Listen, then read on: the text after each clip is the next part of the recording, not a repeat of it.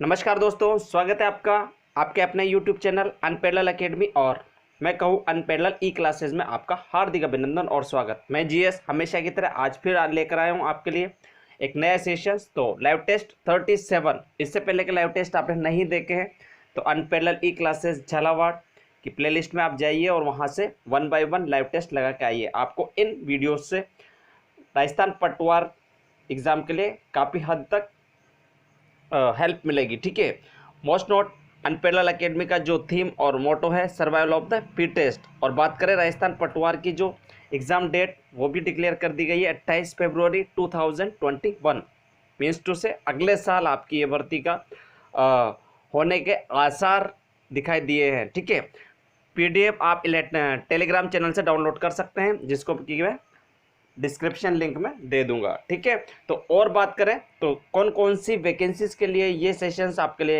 Helpful रहने वाला है, तो राजस्थान पटवार, राजस्थान पुलिस और राजस्थान हाई कोर्ट की। ठीक है, इनके लिए ये इंपॉर्टेंट सेशन रहने वाला है। और बात करें तो कौन कौन सी वैकेंसीज आने वाली है, तो ग्राम सेवक की भर्ती आने वाली है हालिया में और बहुत सारी वैकेंसीज आने वाली है। ठीक है, तो ज़्यादा समय न लेते हैं, मूव करते हैं फर्स्ट क्वेश्चन की तरफ। तो सीताबाड़ी का मेला लगता है, 4 ऑप्शंस आपको दिए गए हैं। आपका मुकाम गोगामेड़ी, कोटा और परबत्सर, 4 ऑप्शंस आपको दिए गए हैं। बताएगा, देखें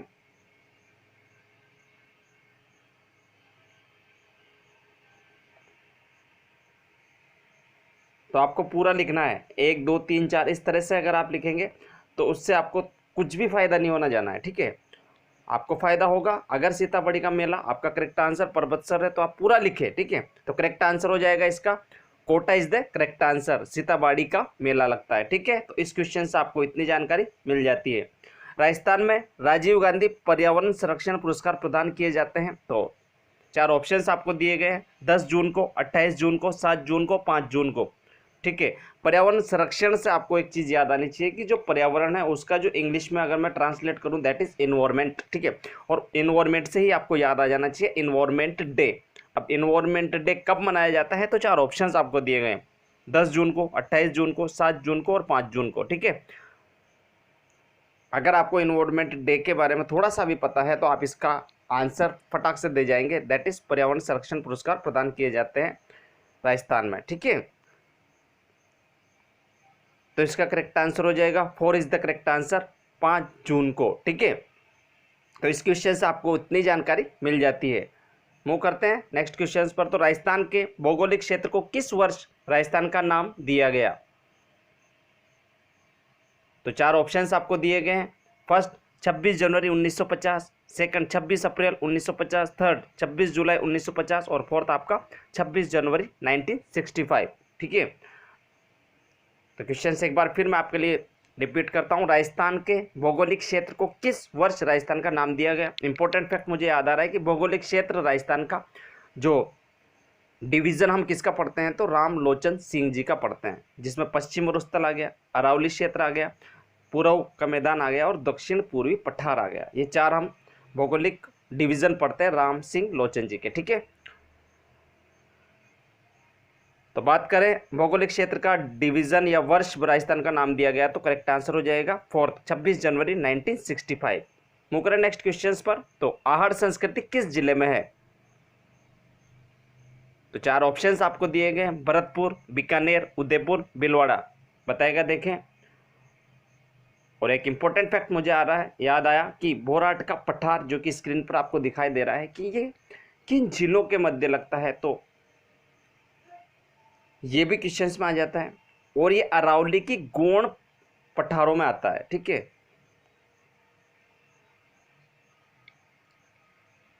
और बोराट का पठार का जो क्षेत्र है उदयपुर और राजसमंद के मध्य में आता है। ये आप विशेष तौर पर याद रखें और ये राजस्थान के अंदर ही आता है। ठीक है, तो आहड़ संस्कृति किस जिले में है, तो इतना हिंट देने के बाद आप इसका आंसर इजी तरीके से लगा पाए होंगे, ये आशा है मेरी। और करेक्ट आंसर हो जाएगा इसका third is the correct answer, Udaipur. ठीक है, तो मूव करते हैं नेक्स्ट क्वेश्चन की तरफ। तो भारतीय संविधान के अनुच्छेदों में नियंत्रक एवं लेखा परीक्षक नियुक्ति, योग्यता तथा कर्तव्यों आदि के उल्लेख हैं, तो करेक्ट आंसर तो वैसे ही ग्रीन हो रहा है आपके सामने। तो अनुच्छेद 148 से 151 तक के जो अनुच्छेद मीन्स टू से ये आपको क्वेश्चन रटना है, क्योंकि डेटाबेस है और डेटाबेस सारी चीज़ें आपको याद करनी होती है। तो करेक्ट आंसर अनुच्छेद 148 151 ये बोलता है कि नियंत्रक एवं महालेखा परीक्षक नियुक्ति योग्यता एवं कर्तव्यों के बारे में हमें बताता है। मूव करें नेक्स्ट क्वेश्चन की तरफ। तो मरु महोत्सव कहाँ मनाया जाता है? तो 4 ऑप्शंस आपको दिए गए हैं, बाड़मेर, बीकानेर, जैसलमेर, उदयपुर। तो बताइएगा, देखें।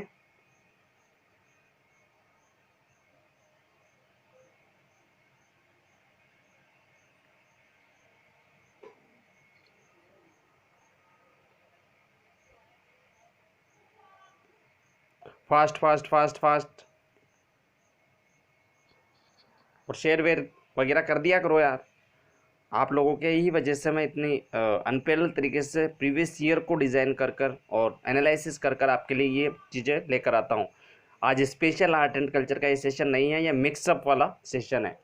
तो और भी ज़्यादा इंपॉर्टेंट हो जाता है, क्योंकि जो एग्ज़ाम होते हैं वहाँ पर मिक्सअप वाले क्वेश्चंस आते हैं, तो विज्ञान के क्वेश्चंस भी इसमें अंतर्गत लिए गए हैं। ठीक है, तो मरु महोत्सव कहाँ मनाया जाता है? तो 4 ऑप्शंस आपको दिए गए। तो करेक्ट आंसर हो जाएगा, third is the correct answer, Jaisalmer. ठीक है, तो इस क्वेश्चन से आपको इतनी जानकारी मिल जाती है। मूव करें नेक्स्ट क्वेश्चन की तरफ। तो टेस्ट ट्यूब बेबी का अर्थ है। ठीक है, तो 4 ऑप्शंस आपको दिए गए। फर्स्ट, ट्यूब में निषेचन होना। सेकंड, जाइगोट का बनना। थर्ड, पात्र निषेचन में, और फिर गर्भाशय में प्रतिरोपण। फोर्थ, इनमें से कोई नहीं। तो टेस्ट ट्यूब बेबी की फुल फॉर्म अगर आपको पता है तो वो मुझे आप कमेंट कीजिए। देन मैं अगर ऑप्शंस पर चलो, तो ट्यूब में निषेचन करना मतलब पहले निषेचन ट्यूब के अंतर्गत करना, इसी को टेस्ट ट्यूब बोला जाता है। या जाइगोट का बनना, इसे टेस्ट ट्यूब बोला जाता है। या पहले जो पात्र के अंदर निषेचन किया जाता है एंड जो फिर देन उसके बाद गर्भाशय में उसको लेट मीन्स टू से ट्रांसलेट या मतलब प्रतिरोपण कर दिया जाता है। तो 3 ऑप्शंस आपको दिए गए। तो टेस्ट ट्यूब बेबी का अर्थ आपका हो जाएगा, इसका करेक्ट आंसर क्या हो जाएगा? तो इजी तरीके से आप समझ भी गए होंगे, that is third is the correct answer, पात्र में निषेचन और फिर गर्भाशय में प्रतिरोपण। मूव करें नेक्स्ट क्वेश्चन पर। तो मारवाड़ का कौन सा शासक स्वतंत्रता प्रेमी था जिसने मुगलों की अधीनता स्वीकार नहीं की? तो 4 ऑप्शंस आपको दिए गए। फर्स्ट, अजीत सिंह, राव चंद्रसेन, महाराज हरि सिंह और महाराज गुलाब सिंह। तो ये 4 ऑप्शंस आपको दिए गए हैं, बताएगा देखें। कौन सा ऐसा शासक स्वतंत्रता प्रेमी था जिसने मुगलों की अधीनता स्वीकार नहीं की, और उसी स्वतंत्रता प्रेमी, वही स्वतंत्रता प्रेमी कह सकते हैं जिसका पथ प्रदर्शक माना जाता है महाराणा प्रताप के पथ प्रदर्शक।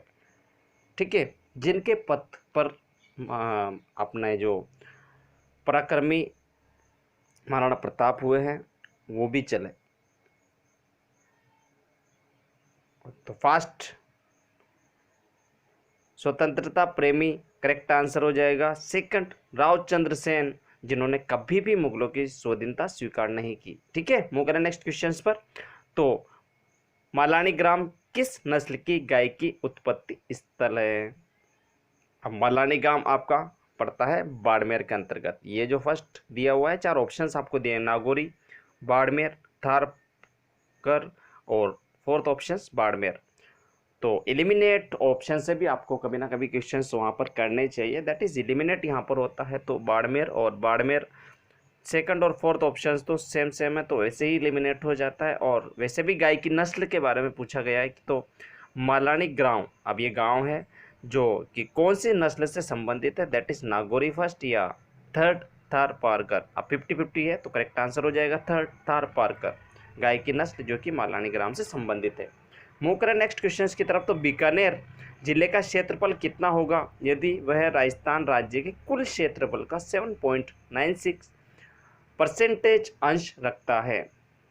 इस तरह के क्वेश्चंस अक्सर पूछ लिए जाते हैं और फिर हम वहाँ पर कंफ्यूज होते हैं। क्यों कंफ्यूज होते हैं? क्योंकि हमें राजस्थान का क्षेत्रफल पता नहीं है, जो कि 239 या इसी तरह से वर्ग सेंटीमीटर है, जिसका क्या अब अगर परसेंटेज निकालेंगे 7.96% अगर फुल राजस्थान का क्षेत्रफल से परसेंटेज निकालेंगे तो ये अप्रोक्सीमेट फोर्थ ऑप्शन यहाँ पर करेक्ट बनता है, जो कि 27,244 वर्ग किलोमीटर बीकानेर का क्षेत्रफल।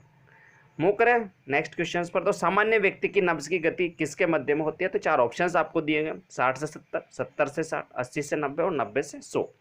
4 ऑप्शंस आपको दिए गए, बताएगा देखिए।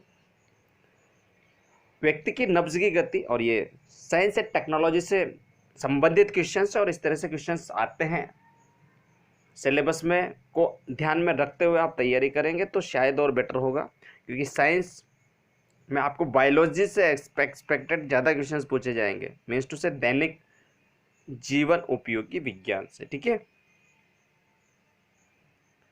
तो इसका करेक्ट आंसर हो जाएगा second is the correct answer. 70 से 80 की जो गति है वो नब्ज, व्यक्ति की नब्ज देती है। मूव करें नेक्स्ट क्वेश्चन में। राजस्थान की प्रथम मेट्रो रेल परियोजना कार्य प्रारंभ कहाँ किया गया? तो 4 ऑप्शंस आपको दिए गए, बूंदी से, बाड़मेर से, अजमेर से और जयपुर से।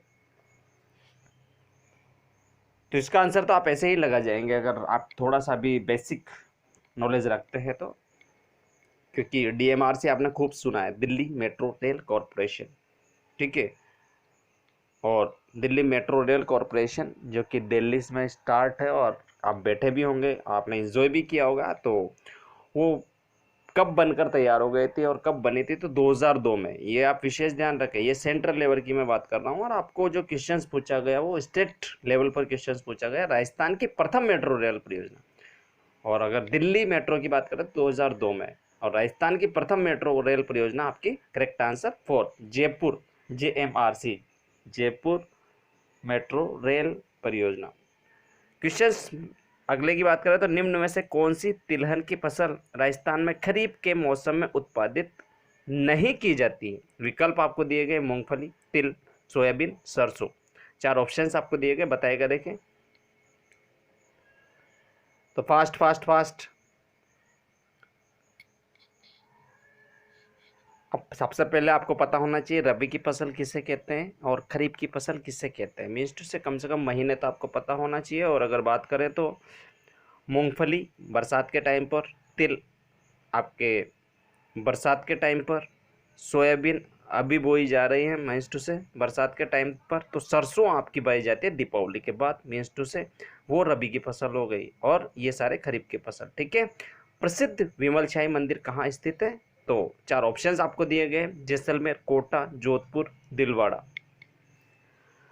अब मैं बात करूँ थोड़ा सा अरावली के अंदर, हिंट अगर मैं दूँ तो ये पूरा का पूरा जो मंदिर है विमल शाही मंदिर, ये अरावली आबू में पड़ता है। सबसे पहली बात तो ठीक है, अरावली आबू क्षेत्र में ये पड़ता है, और अरावली आबू में अगर पड़ता है तो अरावली की सबसे ऊंची चोटी गुरु शिखर, फिर शेर आती है, फिर जरगा आती है, फिर आपकी आती है अचलगढ़, फिर आपकी आती है रघुनाथगढ़, और रघुनाथगढ़ आपकी सीकर के अंतर्गत आती है। तो इस तरह से आप लिंक कर कर चीज़ें पढ़ेंगे तो शायद और बेटर तरीके से चीज़ें आपको याद होगी।